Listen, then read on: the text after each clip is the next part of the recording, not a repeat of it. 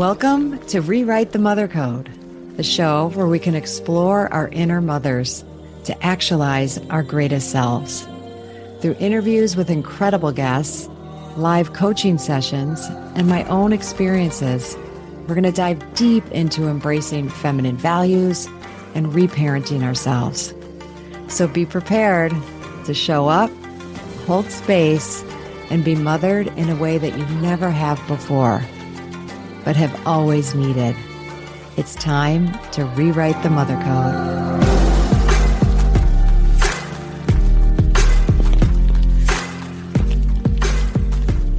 Hi, and welcome to this week's episode of Rewrite the Mother Code with me, Dr. Gertrude Lyons. Well, there's so much I would love to share and talk about, but let me just give you a little bit of an idea of where I am at this moment and place and time, and that'll lead us into what I want to talk about for our time together today. So right now, I'm recording on July 28th. I am looking out at the Pacific Ocean in Mexico, and it's so beautiful.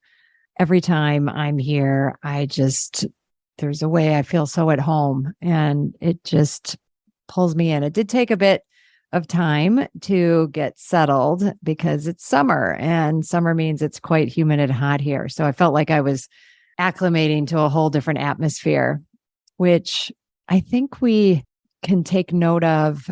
I think this episode's going to, I don't know, my mind, it feels like it might be a little all over the place, but a couple central themes are looking at the wisdom in meaning, possibilities in everything anything we choose to in our day, in our life, in our happenings that can provide us learning, provide us an expanded way of thinking or being. And just saying that about acclimating to this atmosphere, transitions are real, right? And I think the weather really highlighted the transition for me for this time coming in. I've been in Chicago the last couple months, and so to come here in the middle of the summer, it was disorienting. I felt like this is dramatic, I will be the first to admit, but almost like I couldn't breathe and I was sweating like crazy just with the littlest effort. But I knew that. And so I let myself ease into it. I'm also have been here this past week, a little over like 10 days, with the focus of having time for myself. Our little neighbor girl who's 6 is like, why are you here by yourself? Like she just couldn't quite wrap her mind around why that would be a good thing. So it was really lovely to have to kind of put that in a 6-year-old language, that sometimes it's fun to come and just do everything all by yourself because you don't have to listen to anybody else. I can eat when I want. I can go do whatever I want to do whenever I want. And it's just me. And that is sometimes a really lovely thing to do, even though I love being with my husband. I love being with my family, with friends. There's something very freeing about, and she's like, so you eat dinner by yourself? And I said, yes, I do. I enjoy my meals by myself. So it was just really lovely to be with her. So this transition, and then there was transitioning into this book writing process, and how did I want that to be? And I set up a space for myself for it here, and that for me can include clearing the space with incense or, other means, Palo Santo, or, something to just clear out any energy and bring in, really positive energy, looking at oracle or tarot cards, and really creating a space that's beautiful and nourishing. And that's not hard to do when I'm looking out at the ocean. So that being said, so there's that transition. What are the rituals that we have and can put into place that get us into the spaces that we need and move us from one space to another? Because I think so often, and I haven't been perfect this week. Like I feel like there's time I wasted doing, I don't know, like just internet, like I'm going to call it internet, losing myself in the internet time. And I've really been working on not judging. It's like, okay, if some of my time is that, like, so be it. There's a big part of when I'm by myself is this sorting of what's of value, what's not. Is what I just did good? Did I spend enough time doing this or that? And I'll get into that a little bit so I feel like what happens, and especially if you set time aside to just be with yourself, the self-talk can be like extra loud. And, I might run things by my husband or, get myself clear easier with someone that's right there. But when I'm with myself, there's more of a temptation to like jump into the like, well, you're this or you're that, and you're wasting time. And was this meaningful? And some of those negative voices. I've had those conversations with my voices and, and said, yeah, I don't know. In some reality, that could be called a waste of time. An hour I just spent like looking around the internet. And in another, I can choose for that just to be a time where I zoned out, and that's what I felt like doing. So I did it. And at the same time, noticing like my discomfort, like, oh, was I doing that right before I said I was going to start writing?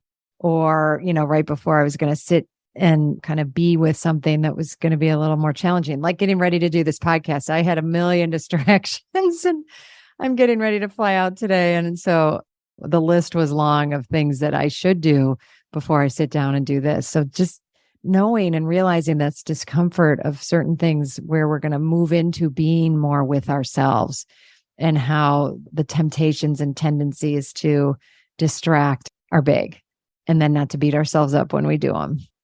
So for this, luckily I had Ashley on the other side telling her, okay, I'm going to go to do it now. Okay, I'm sitting down. Okay, I'm doing it. And here we are. And now that I'm doing it, like I'm enjoying thinking about all of you and thinking about that, even though I can't see you in this moment or relate to you personally, that I have this opportunity to share what's been going on with me and some things I've been learning. And hopefully those will have meaning for you as well.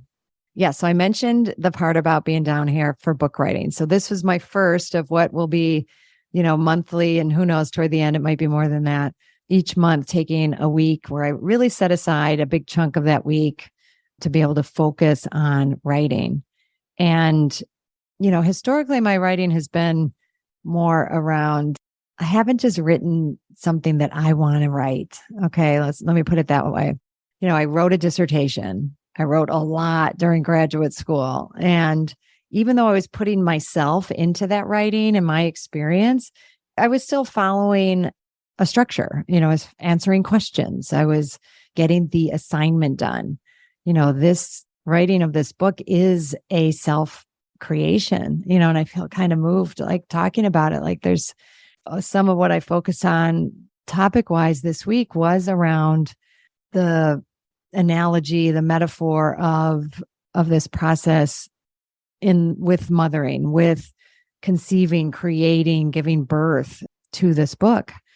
And I think I've mentioned this before, but I have a due date, and that due date is April 1st. So, but at the same time, I want this to, and I'm intending, and I really kind of got clear this week for this to be a very feminine process, a very yin process, as far as like, yes, there'll be certain times. Yes, I'm working on an outline and a structure that things are going to fit into, and I can use that as a guide. But I really wanted to this time just let things flow and pick up a book that I brought and have something move me in that, and then write from that space. And it was really fascinating to watch what emerged over the week. And I would say, because people ask, how's the writing going? And how often I want to put that into a quantum, like, well, I have this many pages, like somehow that is the value, right? But that would be the more masculine value. And there'll be times, I'm having a page count or saying I'm going to write 5 pages, this week or something like that is valuable because it's a game to play, right? But it's not where the value is. Everything I wrote this week may or may not earn its way into the book, but it took me on an important journey and process, looking at what the process I'm in and relating it to birth and getting really clear. I think the thing I got super clear on was I want this book to serve mothers. Okay. I want this book to serve mothers. I think we know that. But for a period of time, I was going to narrow the focus to women who are mothers in motherhood, women who are mothering, going to mother, are currently mothering, or about to mother children, because I just got support and, kind of thought, okay. And then maybe others will get the point that it's beyond that. But I got really clear that that would be narrowing my focus way more than like what my heart wanted to do. And it also, the big epiphany for me this week, and I'll see if I can put it into words here, because it was an experience, and an experience that I do want to come through in the book, where I felt like if I just talk about how the Rewrite the Mother Code framework supports women with children, I'm perpetuating the myth, the model that like that's what's the most important, that, our purpose, this myth or belief that's been wired in us for so many years, that our purpose is really all about our procreation and our ability to birth a child. And that's what we're here to do. And I so want to, and I'm very clear that that's a big part of my mission, is to bust that myth and really be able to harness and claim that mother energy and claim that space and claim this analogy, this metaphor, so to speak, that is a reality. As women, we have wombs, we create within that. And that creation happens only with the union of masculine and feminine. And so we're not spontaneously creating this. There's no immaculate conceptions going on that I'm aware of. So it is a symbol of the masculine and feminine coming together. And it has, I think, a purpose to show what's possible, right? And to not be the end all. Like, whoa, that's like the epitome of an experience a woman can have. No, it goes way beyond that. But it does show us, I don't know, for some reason, the Jesus saying, like, I'm here to show you heaven on earth. I'm here to, everything I can do, you can do. But we tend to glorify him and put him on a pedestal, and the savior, the person that came in this form that is untouchable and godlike. And that removes our responsibility to look at this vision he had for us, or what his bigger purpose was, to show us our capacity and what's possible in our union with the divine, should we choose it. And I think for reasons in our culture, an imbalance of masculine energy and patriarchal dictates that have dampened the, and put a wet blanket on this happening, this possibility, this power that we have in the mother space. So you'll have to send word to me if that was clear and made sense, because I'm super excited about it. Very excited to be clear, because then, we can start busting that myth. We can start living into that in everything that we're doing. I have so many ways, and I won't take the time here to go into detail, but I will have much more detail in it in my book around all the ways the metaphor works and the analogy works. And it's infusing me with so much more like an expanded meaning of what I'm doing. And kind of the responsibility and importance of it, it takes it out of this tactical putting words on a page, and my ego, it comes out of it so much more so, because I feel like I'm the conduit for this, just like, with a child. We are conduits to bring this being into the world, but I don't own that child. That child isn't mine,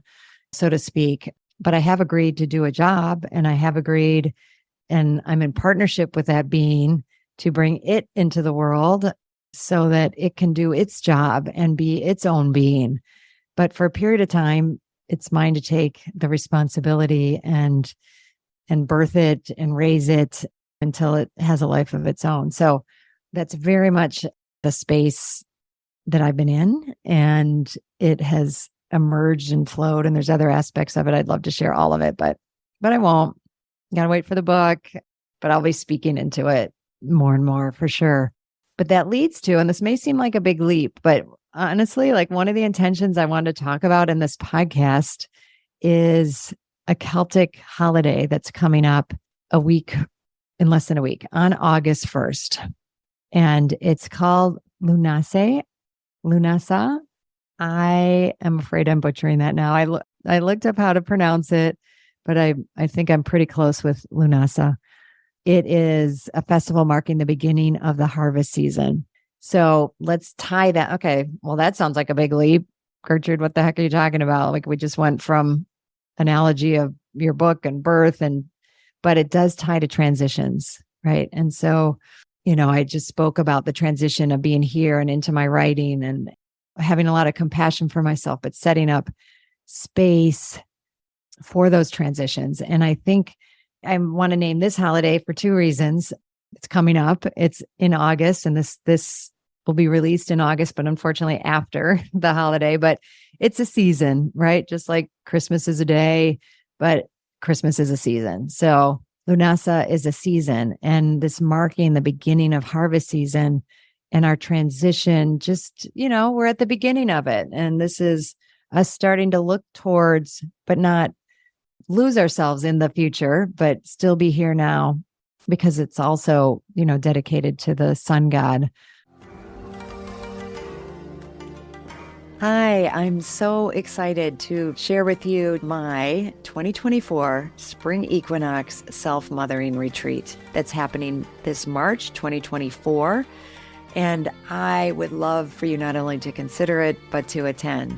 But in considering it, hey, just knowing that you would be leaving cold weather, if that's the space that you're in, and coming down to just magnificently beautiful, warm, nourishing place of 𝗵𝗵𝗴𝗵𝗵𝗵𝗁, Mexico. 𝗵𝗵𝗴𝗵𝗵𝗵 meaning land of the goddess women, and coming to really take time for yourself. Okay. And that I am learning more and more isn't just a nice thing to do or something extravagant or something selfish. It's essential.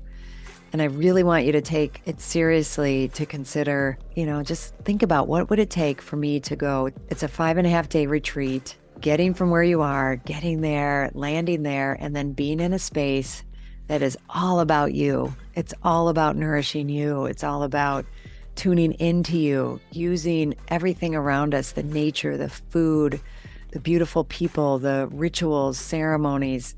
I bring it, we really bring it. And we go deeper and deeper as the days go on, and we release, we let go, we bring in what is nourishing, what is empowering, what is that space of just really divine feminine energy. And we do it in the community of women. It's not for everyone. I will be honest, if that idea of leaving and not making it work, or it's just too hard, not for you. If the idea of, spending that amount of time inwardly focused and going to that level of self-awareness doesn't sound like something you're willing to do or put the time and energy into, then it's not for you. And it's good to know that, right? So this is for people who are serious about what it means to mother themselves, what it means to take time for ourselves, and that gift and what that gift can bring to us. It was originally right after my fall retreat. It filled right up.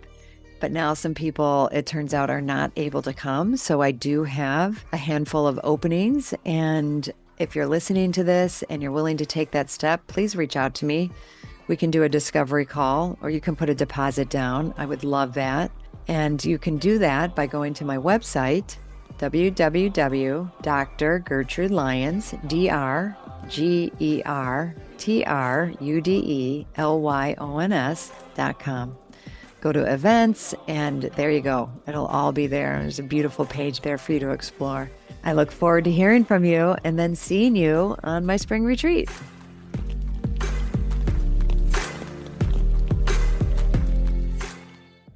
Okay, so that being said, I am transitioning. So this is all layers, right? I am leaving Mexico today. I fly back to Chicago, and then tomorrow, Saturday evening, I fly to Ireland. So I will be in Ireland for this holiday, for this festival. There are certain places in Ireland where they specifically honor. I won't be going there, but I will be at a sacred site, a stone circle called Grange, on our way from Dublin to Kerry. So I'm going to be in the energy and space of it. So I've been preparing, for that transition, and assuming that my just wanting to be there and be in it and talk about it is valuable. Yes, I knew I wanted to share and be with it with you all, But what else about it? What about it for me do I want to look at? I've been aware of other Celtic holidays, but these kind of in-between ones like Beltane and Samhain. Oh my gosh, I so apologize that I don't have these pronunciations down. But what would be our typical Halloween time, and winter and summer solstices, the equinoxes, those I'm pretty clear about. But these midpoints, right? So midpoints are kind of like check-in points, if we want to look at them that way. We're still in summer for sure, and we want to enjoy and be with this summer energy, and at the same time mark the beginning as we enter now toward the fall equinox, and then the fall celebration, the full-on fall celebrations. So I want to say a couple things, about this holiday, just to have it percolating you and just be in this, for our transitions. Because while on the one hand, I definitely don't want to, degrade or minimize or simplify, the depth and meaning that these holidays have had for different cultures and kind of steal it, so to speak. But I think we can, I hope that, and I do in good faith, love to explore it and explore the wisdom in them, because I think that wisdom of these things are inclusive and they are universal. And so many cultures will celebrate at the same times, just maybe a little bit differently. So I want to preface and say that I really honor the depth of the knowledge and the depth of, and how we can so easily start making light of. I mean, I've celebrated Christmas my whole life, and a holiday that has obviously become hugely commercial and fun for sure, but the depth and level of those meanings, how easily they get lost. Okay. So a little bit that, and granted, this is an internet search, so take that with a grain of salt also. But this holiday the word itself comes from the combination of Lugh, L-U-G, the god Lugh, and Lughnasadh, an assembly.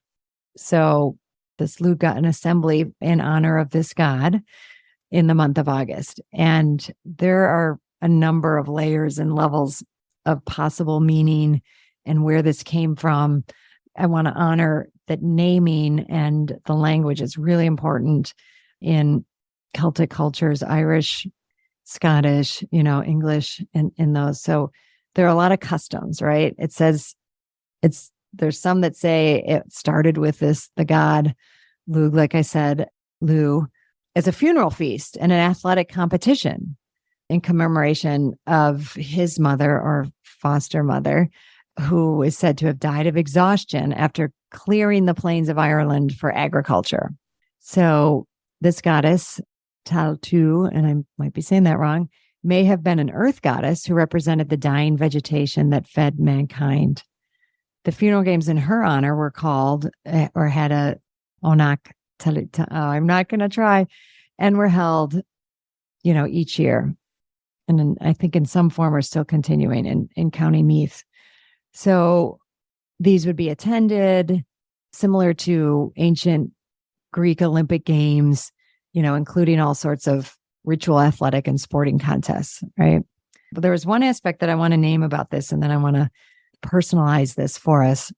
Another ritual that would happen here was something called trial marriages, okay? So trial marriages were conducted, whereby young couples joined hands through a hole in a wooden door or fence. They couldn't see each other. All they saw were hands. So they would grab a hand, and the trial marriage lasted a year and a day, at which time the marriage could be made either permanent or broken without consequences.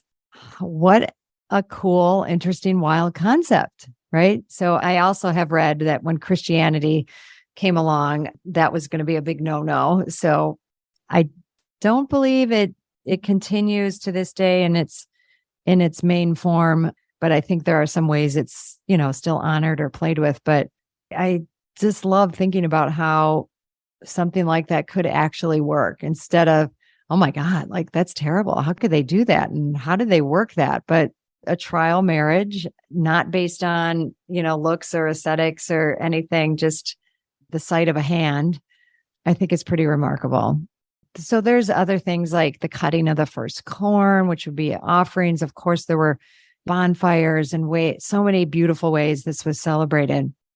But something else I want to share about this, and I've been exploring, Irish mythology and history at some levels, and I'm partaking in a course through the Irish Pagan School, Laura O'Brien, who leads this intensive on the goddess _𝗵𝗶𝗴𝗵𝗵𝗁. And there was something that came about, and it relates to us and how we think we know things, or, in the Rewrite the Mother Code, when I ask you all to explore and consider that how you've looked at something, how you've looked at birth, how you've looked at mothering, how you've looked at, all the decisions that go into that seem like, well, that's what everyone does, or that's just what you do, that you are open and willing and curious to explore them. And sometimes, you go about explicitly exploring them. Oh, I want to look into the different ways I could give birth, and, a myriad, a number of ways there. Am I willing to explore like some of those options? So you might set out to look at, what some of those may be. And then some of them in that exploration, or either sharing or in your reading or exploring, some are just, oh my gosh, I didn't even think differently about that, or that there was another way to think about that. And in this course with Laura O'Brien, she's been sharing a lot about the mythology and the naming, and really trying to get as accurate and dispel some of the ways things, as terminology she uses, that neo-paganism or patriarchal ways that have dampened. So as this through line through this podcast of that, when she was talking about the _Morgan, and there's like, she can be talked about as having sisters, like that it's a triple goddess in one, either that _Morgan had sisters, or she is, but I think, where we got to with that is, no, there are distinct goddesses. It isn't like aspects of _Morgan is her own unique entity, so to speak. And then she just kind of made, it wasn't the point of the conversation, but she's like, and that is some of where we now hear, it's like maybe more ubiquitous in our language, of the triple goddess, right? And that is something that I have felt very connected to in many ways. And, as it's often spoken of, maiden, mother, crone. And, where we look at these different time frames of a woman's life, through that lens. And that's always had meaning for me, when a woman starts her menses, she's in the maiden phase. When, she gives birth to a child, or is in those fruitful years, that's her mother phase. And then, when menses ends, that is the crone phase. So, that's always made perfect sense to me, like these physical phases representing, a woman's life. And she just came right out and said it. She's like, I hate that designation of, I don't know if she used the word hate, but she's like, I'm very against and have a problem with the representation of the triple goddess, or of, these aspects of a woman's life brought down to her reproductive capacities, that it's distilled down. And now we just see a woman again, here we go, right? Through the lens of her ability, like, oh, she becomes this when she can have a child. And then it changes when she does have a child. And then she's something else when she can't have a child. I'm like, oh my gosh, I have 100% bought into that thinking in a much less expansive way than is possible. It certainly isn't like a sin to still think of it in using that as one way to designate phases of a woman's life. But just because a woman starts and a young woman starts her menses, what does that actually mean? is she not something before and then she is something? And it just gave me so much to think about. And I'm still in it and thinking about it like, whoa, that was a sacred cow of mine that I did not expect to be poked at in that way. And it's been a little uncomfortable and a little upsetting to start exploring it in a new and different way. At the same time, I think it's awesome. I love that she said it. I love that she brought that awareness and knowledge. And I'm like, if I signed up for this course just to hear that, it will have been worth it. And I'm grateful because I think us in our lives to always be busting myths, exploring, taking responsibility to look at some of the things we take for granted in our culture and our day-to-day life that we don't even know where they came from.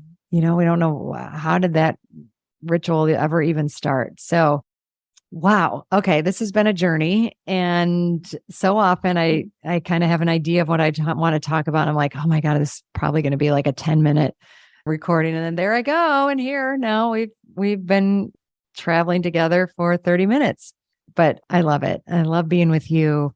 I love including you in my exploration. And I'm really hoping it serves you to consider a number of the things that have emerged in this time, one being around transitions and creating space for ourselves in transitions and an allowance in that. I don't know if I said this explicitly, but, allowing the creative process and always kind of weighing out, like, where am I kind of valuing my process in a more masculine way? But also where can that masculine serve me? And, for me currently, like some discomfort in allowing myself to be, fully in a feminine space and just allowing flow and trusting and being in my experience fully. And these pieces are kind of coming together to form this being of a book in the way that it is. That's all I can say there. And then bringing in the Celtic holiday that's coming up and us starting to transition, marking points to mark transitions into the cycles of the year and how we can use those for our benefit and thinking about how we wrap up, the summer season and how we want to celebrate and still be in this sun energy and the power of it as we move into fall.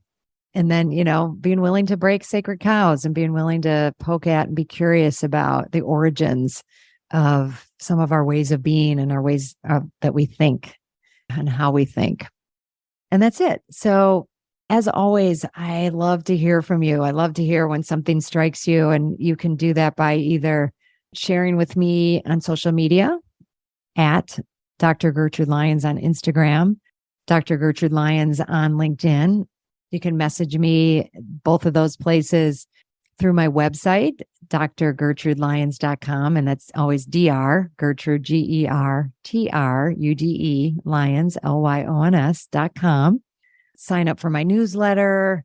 It'll be almost mid-August when this episode comes out. And being down here in Mexico has gotten me so, even that much more excited to be in this space, and even just the difference in the weather and how we're going to be in the weather down here for the fall equinox, and my self-mothering fall equinox retreat, September 21st to the 25th. And I'm super excited because the equinox itself falls on that Saturday. And I've, been in contact and planning the beautiful things that we're going to do to celebrate, prepare, plan, for this last quarter of the year. Look at, our year so far and take stock and harvest and really bring ourselves to that space so we can dive into this last quarter of the year, just fully alive and ready and, with focus and intention, but also an allowance for what's going to emerge and be open to creating in that space that we're going to clear for ourselves. So please join me. I do have a few more spaces. I'm super excited about the women who are coming, and I can take a few more women, and we'd be happy to have you. It's always the perfect group. Whoever ends up coming is perfect. So blessings on your day, blessings on your August, and talk to you soon. Thank you so much for choosing yourself and taking the time to listen to this podcast. As always, please rate, review, and subscribe to Rewrite the Mother Code. It helps other people who need this message. aka all women, well, actually everybody, men included, to find it. I'm honored to have you on this journey in mothering yourself. Remember, change is uncomfortable, but it's beautiful and it starts with us. And if you can't wait until next week's episode, follow me on Instagram and LinkedIn at Dr. Gertrude Lyons or at my website, drgertrudelyons.com, and sign up for my newsletter. I'll see you next time.